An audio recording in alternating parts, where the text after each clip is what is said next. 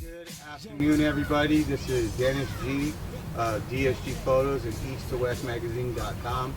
I'm sitting here with the legend in the making, Lil Nate Dogg. How you doing, sir? I'm all gravy, man. And you? I'm doing blessed, man. Thank you for taking the time out, sitting down with us.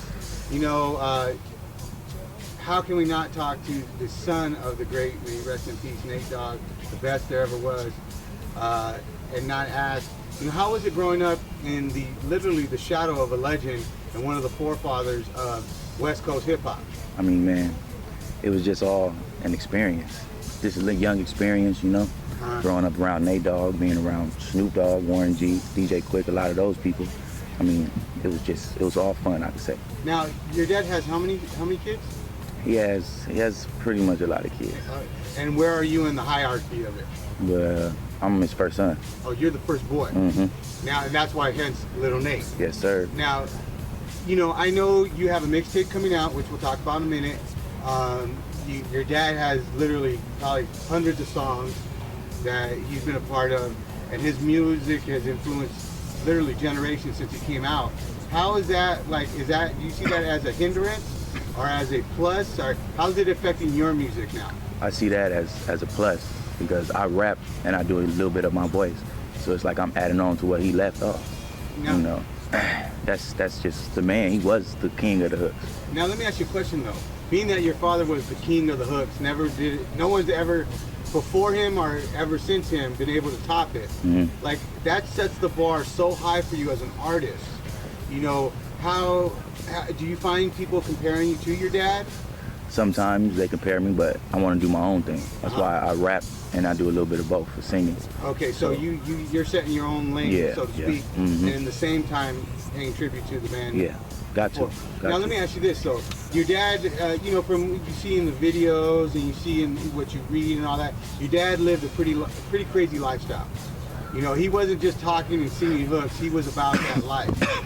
You know, as a young man, you know, how do you feel that affected you growing up? I mean, it really didn't affect me too much because he didn't want me around it. He didn't want me to be in that situation. He didn't want me to even do what I'm doing now. Okay. But you know, as you grow up, you become your own man, and the choices you make are the choices you make. Now, the unique thing about you is that not only do you have your father's ability to sing that great hook, you're flowing in your own little way, and you're making a name for yourself. If you were able to sit down and talk to your dad, you know, we had a conversation before, you had said you want to ask him if he's proud of you and stuff like that. If you could ask your dad like maybe one or two questions about the music industry, what would you ask him? Who could I trust? Basically, like, who could I trust in this industry? Because I'd heard so much stuff about people robbing and ripping you off for your music. Just who could I trust? That's about it. Now, you know, I know in the lifestyle that your dad led and the lifestyle that, you know, you're leading with the music industry, that's a big issue, trust. You know, being that your dad had such a great talent and it seems to be inherited by you, what are some perimeters of what you're looking at to someone to trust like that? Because it's like, that's your legacy. Yeah. Like, you got your dad's legacy and now it's your job to pass it on to the next generation. How are you guarding that? I mean, I want to work with the people he worked with mostly, so I could feel like they already know me and know where I'm coming from, and they know that this is all about money and we should all be in sync. Now, I mean, I don't claim to know your dad like you did. Yeah. But as a fan, not as the interview, but as a fan, it never seemed to me like your dad was about the money. He was always about the music. Yeah, he was always he loved to make music. And don't get me wrong, it seemed like he still made the money, but I mean, he was more about his music. Yeah, like I'm saying, like you see the lifestyle he had, he wasn't worried. Yeah. But like, does that scare you in the sense that you're, you know, well, maybe scare is not the right word, but is it like a boundary that you're trying to set, so not only can you make sure you have money for your future generations, but also protect that legacy in what you do? Yeah. Are you particular, like, I know certain artists won't work with certain people because it affects their brand. Yeah, I work with whoever's willing to work. Now let me ask you this.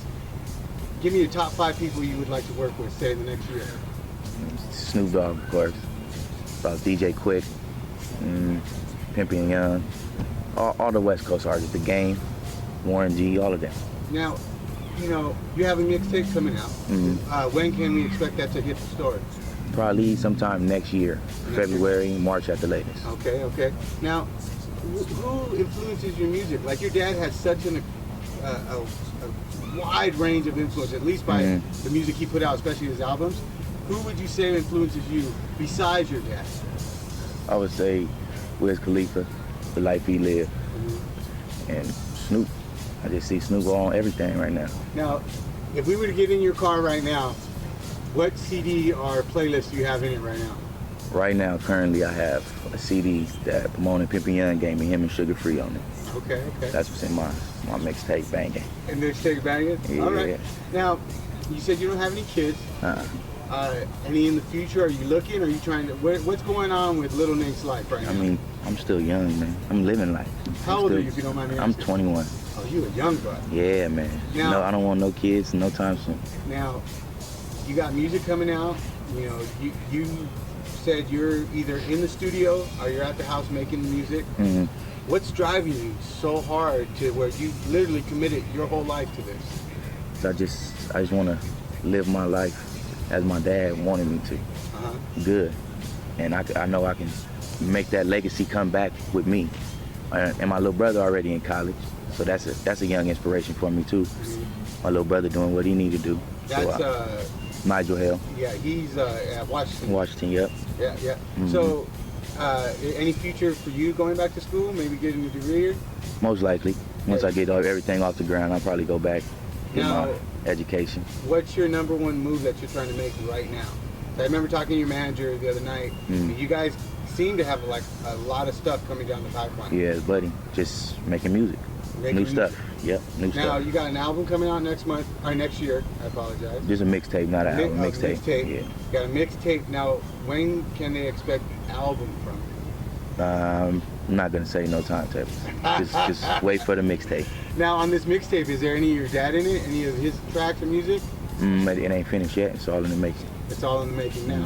All right. Now, one other thing that I seemed to notice the other night, like, you were so driven to connect. Yeah. Like, you were connecting with Jam Master Jason. You were connecting with Sugar Free and his partners. Like, you were in the mix. Now, is that because not only are you trying to make networking, but are these the guys that you're trying to not, well, for lack of a better word, emulate? Like, they're already established in the game. And I just seen you so involved, and it was refreshing because it wasn't about what they could give you. Yeah. It was about you were being hospitable, and you were just being you. Yeah, I'm open to everybody, you know. I make all the connections. That's one thing, you know, get all the connections I could have. And I ain't seen Sugar Free in a minute, so, you know, we were just vibing. Yeah, you even got on stage to sing a little bit. Yeah, buddy. We was out there vibing. Now, if you had to wrap up, so to speak, your career so far to this point, what would you say is the highlight? I mean, I ain't really did nothing too much. So you're on the cusp. You're ready. You're ready. It's all in the making. Everything is coming out. Now, if one thing in your life that at the time you thought was the roughest thing to happen, like you thought was going to break you, but it ended up being the biggest blessing in who you are today, what would that be? I mean, at the same time, and my dad passing away, that definitely was a breaking point. But me and my little brother got together and we talked it out and we said we gotta live for him. We gotta eat. So him and my little brother, that's my biggest inspiration right now. That's right. Now we're about to wrap up here, and once again I want to thank you for your time and making this happen on such short notice. Is there anything you want to say to your fans? I mean, just stay on the lookout for Lil Nate Dogg. Follow me on Instagram, Lil Nate Dogg 213 DOWG. Don't forget the 2 G's. Facebook, Nathaniel Hale, Dwayne Jr., you know, and Twitter, Lil Nate 93. All right. Yeah, man. I want to give a shout out to E2W Magazine, DSG Photos. Once again, if you guys don't know, you need to be on the lookout for Lil Nate. He's on the up and coming. Don't forget, the mixtape will be coming out next year. Yeah, buddy. And be on the lookout because we're still going to be pressing for that album. All right, man. Until next time, man. Thank you, Nate. Until, stay hungry.